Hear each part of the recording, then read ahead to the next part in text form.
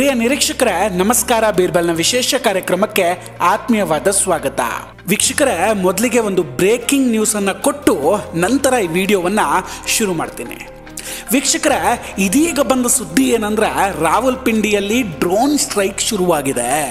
ಅಂದ್ರೆ ಭಾರತದ ಕಡೆಯಿಂದ ರಾವಲ್ಪಿಂಡಿಯ ಕ್ರಿಕೆಟ್ ಸ್ಟೇಡಿಯಂ ಮೇಲೆ ದಾಳಿ ನಡೆದಿದೆ. ಪಾಕಿಸ್ತಾನ್ ಪ್ರೀಮಿಯರ್ ಲೀಗ್ ಈಗ ಸದ್ಯ ಅಲ್ಲಿ ನಡೀತಾ ಇದೆ. ಸೊ ಈಗ ವಿದೇಶಿ ಆಟಗಾರರು ಕೂಡ ಅಲ್ಲಿಗೆ ಬಂದಿದ್ರು. ಇಂಥ ಟೈಮಲ್ಲಿ ಭಾರತದ ದಾಳಿಯಿಂದ ಪಾಕ್ ತತ್ತರಿಸಿ ಹೋಗಿದೆ. ಸದ್ಯ ಇವತ್ತು 8 ಗಂಟೆಗೆ ಕರಾಚಿ ಹಾಗೂ ಪೇಶಾವರ್ ನಡುವೆ ಪಂದ್ಯ ನಡೀಬೇಕಿತ್ತು. ಆದರೆ ಈಗ ಸದ್ಯದ ಡೆವಲಪ್ಮೆಂಟಿಂದ ಪಂದ್ಯ ನಿಂತು ಹೋಗಿದೆ.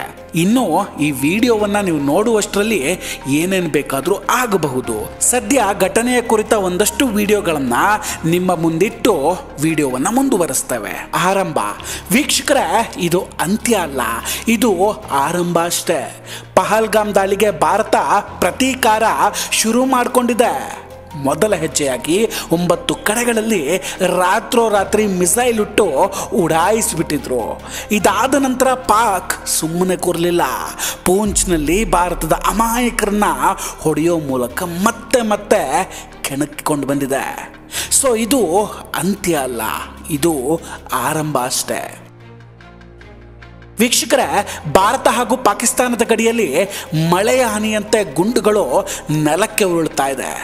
ಪಾಕಿಸ್ತಾನದ ಸೇನೆ ಎಂಥ ಇಕ್ಕಟ್ಟಿನ ಸ್ಥಿತಿಯಲ್ಲಿದೆ ಅಂದರೆ, ಇತ್ತ ಭಾರತದೊಂದಿಗೆ ಯುದ್ಧಕ್ಕಿಳಿತಿದ್ದಂತೆ ಅತ್ತ ಬಲೂಚಿಸ್ತಾನಿಗಳು ಉಫ್ ಅಂತ ಪಾಕಿಸ್ತಾನದ ಸೇನಾ ವಾಹನವನ್ನೇ ಮೇಲಕ್ಕೆ ಹಾರಿಸ್ಬಿಟ್ಟಿದೆ. ಬಲೂಚಿಗಳ ದಾಳಿಯಿಂದ ಪಾಕಿಸ್ತಾನದ ಸುಮಾರು 14 ಸೈನಿಕರ ದೇಹ 108 ಚಿಂದಿಯಾಗಿ ಹಾರ್ಕೊಂಡು ಹೋಗಿದೆ. ಭಾರತ ಪಾಕಿಸ್ತಾನದಲ್ಲಿರೋ ಇನ್ನಷ್ಟು ಉಗ್ರ ನೆಲೆಗಳನ್ನು ಟಾರ್ಗೆಟ್ ಮಾಡ್ತಿರುವಾಗಲೇ ಪಾಕಿಸ್ತಾನದಿಂದ ಮತ್ತೊಂದು ದೊಡ್ಡ ಶಬ್ದ ಅಪ್ಪಳಿಸಿ ಬಂದಿದೆ. ಅದು ಲಾಹೋರ್ ಕಡೆಯಿಂದ. ಹಾಗಾದರೆ ಲಾಹೋರ್ನಲ್ಲಿ ಆಗಿದ್ದೇನು?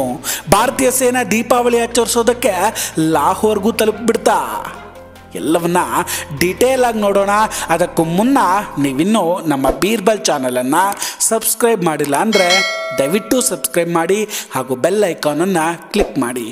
ವೀಕ್ಷಕರೇ, ಪಾಕಿಸ್ತಾನ ಭಾರತದ ಗಡಿಯಲ್ಲಿ ಸೇನೆಯನ್ನ ಬಲಪಡಿಸ್ತಾ ಇದೆ. ಇನ್ನೊಂದು ಕಡೆ ರಾಜಸ್ಥಾನ್ ಹಾಗೂ ಪಂಜಾಬ್ ಗಡಿ ಭಾಗದಲ್ಲಿ Bharat shoot and site order ಕೂಡ ನೀಡಲಾಗಿದೆ. ಅಂದಾಗೆ ಪಾಕಿಸ್ತಾನದ ಈ ಪಂಜಾಬ್ ಏನಿದೆ, ಇದು ಪಾಕಿಸ್ತಾನಕ್ಕೆ ತುಂಬಾ ಇಂಪಾರ್ಟೆಂಟು. ಯಾಕಂದ್ರೆ ಪಾಕಿಸ್ತಾನದ ಮಿಲಿಟರಿ ಸೈನಿಕರು ಹಾಗೂ ಪಾಕಿಸ್ತಾನದ ಆಡಳಿತ ಸಿಬ್ಬಂದಿಗಳಲ್ಲಿ ಹೆಚ್ಚಿನವರು ಪಾಕಿಸ್ತಾನದ ಪಂಜಾಬ್ ಮೂಲದವರು. ಇತ್ತ ಭಾರತೀಯ ಸೇನೆ, ವಾಯುಸೇನೆ ಹಾಗೂ ನೌಕಾಪಡೆ ಸೇರಿ ನಡೆಸಿದಂತಹ ಈ ಆಪರೇಷನ್ ಸಿಂಧೂರ್ ಏನಿದೆ, ಇದು ಪಾಕಿಸ್ತಾನದ ಪಂಜಾಬ್ಗೆ ದೊಡ್ಡ ಹೊಡೆತವನ್ನು ಕೊಟ್ಟಿದೆ. ಯಾಕಂದರೆ 1971 ನಂತರ ಇಲ್ಲಿವರೆಗೂ ಕೂಡ ಈ ರೀತಿಯ ಯಾವುದೇ ಅಟ್ಯಾಕನ್ನು ಭಾರತ ಮಾಡಿರಲಿಲ್ಲ. ಅದೇ ಧೈರ್ಯದಲ್ಲಿ ಪಾಕಿಸ್ತಾನ ಕೂಡ ಇತ್ತು.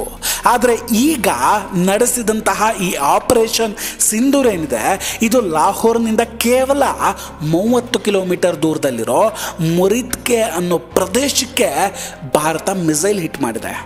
ಇದರಿಂದ ಪಾಕಿಸ್ತಾನಕ್ಕೆ ಊಹಿಸಲಾರದ ಮಟ್ಟಿಗೆ ಶಾಕ್ ಎದುರಾಗಿದೆ. ಇದಾದ ಸ್ವಲ್ಪ ಹೊತ್ತಿನಲ್ಲಿ ಪಾಕಿಸ್ತಾನದ ವಾಲ್ಟ್ ರೋಡ್ನ ಸುತ್ತಮುತ್ತಲಿನ ಪ್ರದೇಶದಲ್ಲಿ ಇದ್ದಕ್ಕಿದ್ದಂತೆ 4 ರಿಂದ 6 ದೊಡ್ಡ ಪ್ರಮಾಣದ ಸ್ಫೋಟದ ಸೌಂಡ್ ಕೂಡ ಕೇಳಿಬಂದಿದೆ. ಇದರಿಂದ ಅಲ್ಲಿ ಎಮರ್ಜೆನ್ಸಿ ಸೈರನ್ ಕೂಗಲು ಶುರುವಾಗಿತ್ತು. ಭೀತಿಯಿಂದ ಮನೆಯೊಳಗಿದ್ದ ಜನ ಹೊರಗೆ ಬರೋದಕ್ಕೆ ಶುರು ಮಾಡ್ಕೊಳ್ತಾರೆ. ಪಾಕಿಸ್ತಾನ ಕ್ಷಣಕ್ಕೂ ಭಯದಲ್ಲೇ ನರಳುತ್ತಾ ಇದೆ. ವೀಕ್ಷಕರೇ, ಇಲ್ಲಿ ಯಾವುದೇ ಪ್ರಾಣಹಾನಿ ಜಾಸ್ತಿ ಆಗದೇ ಇರಬಹುದು, ಆದರೆ ದೊಡ್ಡ ಡ್ಯಾಮೇಜ್ ಅಂತೂ ಆಗಿದೆ. ಅದಲ್ಲದೆ ವಾಲ್ಟನ್ ಏರ್ ಬೇಸ್ ಸುತ್ತಮುತ್ತಲಿನ ಜಾಗದಲ್ಲಿ ಈ ಸ್ಫೋಟವಾಗಿದೆ ಅಂತ ಹೇಳಲಾಗ್ತಾ ಇದೆ.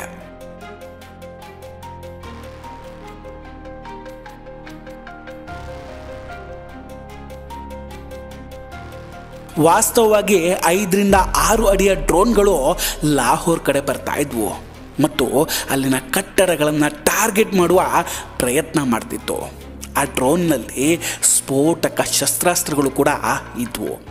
ಇದು ಅಲ್ಲಿನ ಸಾಕಷ್ಟು ಕಟ್ಟಡಗಳನ್ನು ನೆಲಸಮ ಮಾಡಿ ಹಾಕಿದೆ. ಇದೇ ಕಾರಣಕ್ಕೆ ಈಗ ಭಾರತ ರಾಜಸ್ಥಾನ್ ಹಾಗೂ ಪಂಜಾಬ್ ಗಡಿಯಲ್ಲಿ ಹೈ ಅಲರ್ಟ್ ಜಾರಿ ಮಾಡಿದೆ. ನಮಗೆ ಗೊತ್ತಾ, ಭಾರತ ಹಾಗೂ ಪಾಕಿಸ್ತಾನದ ಅತ್ಯಂತ ಉದ್ದವಾದ ಅಂತಾರಾಷ್ಟ್ರೀಯ ಗಡಿಯನ್ನ ಹೊಂದಿರುವಂತಹ ರಾಜ್ಯ ಅಂದ್ರೆ ಅದು ರಾಜಸ್ಥಾನ. ಅದರ ಉದ್ದ ಬರೋಬ್ಬರಿ 1037 ಕಿಲೋಮೀಟರ್ ಆಗಿದೆ. ಒಟ್ಟಾರೆ ಈ ಗಡಿಯಲ್ಲಿ 24/7 ಹೈ ಅಲರ್ಟ್ ಹಾಗೂ ಕಣ್ಗಾವಲಿನ ಆದೇಶವನ್ನು ನೀಡಲಾಗಿದೆ ಹಾಗೂ ಗಡಿಯನ್ನು ಕೂಡ ಸೀಲ್ ಮಾಡಲಾಗಿದೆ.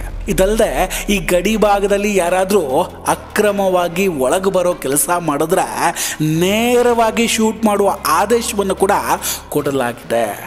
ಸಾಮಾನ್ಯವಾಗಿ ಹಿಂದೆಲ್ಲ ಒಳನುಸುಳೋ ಕೆಲಸ ಮಾಡಿದ್ರೆ ಅವರನ್ನು ಅರೆಸ್ಟ್ ಮಾಡಿ ನಂತರ ಅವರನ್ನು ಅವರ ದೇಶಕ್ಕೆ ಕಳಿಸುವಂತಹ ಕೆಲಸವನ್ನು ಮಾಡಲಾಗ್ತಿತ್ತು. ಆದರೆ ಈಗ ಕಂಡ್ರೆ ಸಾಕು ಗುಂಡಿಟ್ಟುಕೊಳ್ತಾರೆ. ರಾಜಸ್ಥಾನದ ಸಂಪೂರ್ಣ ಪಶ್ಚಿಮ ಭಾಗದಲ್ಲಿ ಏರ್ಫೋರ್ಸ್ ಮೂಲಕ ಕಣ್ಗಾವಲಿಗಿಡಲಾಗ್ತಾ ಇದೆ. ಈ ಕಣ್ಗಾವಲಿನಲ್ಲಿ ಭಾರತದ ಏರ್ಫೋರ್ಸ್ನ ಸುಖೋಯ್ 30 MKI ಫೈಟರ್ ಜೆಟ್ಗಳನ್ನು ಬಳಸಲಾಗ್ತಿದೆ. ಗಡಿ ಭಾಗದ ಎಲ್ಲ ರಾಜ್ಯಗಳಲ್ಲೂ ಸೇನೆ ಹೈ ಅಲರ್ಟ್ ಆಗಿದೆ. ಪಾಕಿಸ್ತಾನದ ಕತೆ ಹೆಂಗಾಗಿದೆ ನೋಡಿ. ಇತ್ತ ಲಾಹೋರ್ನಲ್ಲಿ ಸೌಂಡ್ ಬಂತು ಅಂತ ತಿರುಗು ನೋಡೋ ಹೊತ್ತಿಗೆ ಅಷ್ಟ ದಿಕ್ಕುಗಳಲ್ಲಿಯೂ ಕೂಡ ಭಾರತೀಯ ಸೇನೆ ಹ್ಯಾಪಿ ದೀಪಾವಳಿ ಅಂತ ಪಾಕಿಸ್ತಾನಕ್ಕೆ ವಿಶ್ ಮಾಡ್ತಾ ಇದೆ. ಈಗ ಬರ್ತಿರೋ ಮಾಹಿತಿ ಏನಂದ್ರೆ, ಭಾರತ ಕೇವಲ ಲಾಹೋರ್ ಬಳಿ ಅಷ್ಟೇ ಅಲ್ಲ, ರಾವಲ್ಪಿಂಡಿ, ಅಟ್ಟೂಕ್, ಚಕ್ವಾಲ್, ಶೇಖರ್ಪುರ, ಘಟೋಕಿ, ಉಮರ್ಕೋಟ್, ಅಸ್ಟೋರ್, ಕರಾಚಿ, ಗುಂಜ್ರನ್ವಾಲಾ, ಮಿಯಾನೋ, ಧಾರ್ಕಾಯ್, ಗುಜರಾತ್, ಬಹಾಲ್ಪುರ್ನಲ್ಲಿ ಕೂಡ ಡ್ರೋನ್ ದಾಳಿಯನ್ನು ಮಾಡಿದೆಯಂತೆ. ಇದಿಷ್ಟೇ ಅಲ್ಲದೆ ಪಾಕಿಸ್ತಾನದ ಜನರಲ್ ಹೆಡ್ ಕ್ವಾರ್ಟರ್ಸ್ ಬಳಿ ಕೂಡ ಡ್ರೋನ್ ಸ್ಟ್ರೈಕನ್ನು ಮಾಡಲಾಗಿದೆ. ಪಾಕಿಸ್ತಾನದ ಮೇಜರ್ ಸಿಟಿಗಳೇನಿದ್ವು ಅದರಲ್ಲಿದ್ದಂತಹ ಡಿಫೆನ್ಸ್ ಸಿಸ್ಟಮ್ಗಳನ್ನು ನಾಶ ಮಾಡಲಾಗಿದೆ.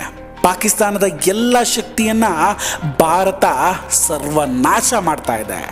ಈ ಬಾರಿ ಉಗ್ರರ ಸಂತತಿಯನ್ನು ಬೇರು ಸಮೇತ ಕಿತ್ತು ಹಾಕೋದಂತೂ ಗ್ಯಾರಂಟಿ.